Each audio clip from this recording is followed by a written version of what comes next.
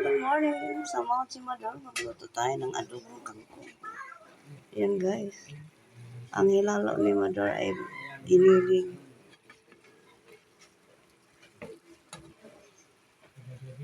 Ginisa ko lang sa bawang guys. Kasi wala akong sibuyas. Ang mahal pa na sibuyas rito. Ayan. Lalagyan na lang ng pangpalasa.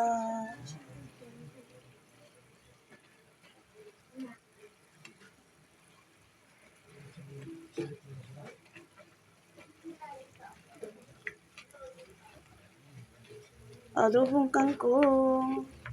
Huwag na natin itong lagyan ng sabaw.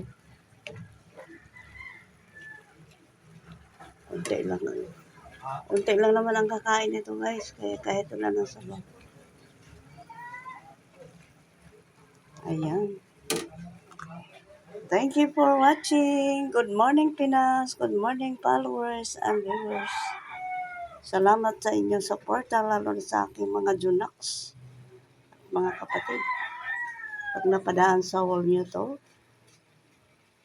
pwedeng pa-share na lang. Thank you so much sa suporta ng aking mga mahal na followers at viewers. Iyan, tatakpan ko lang saglit para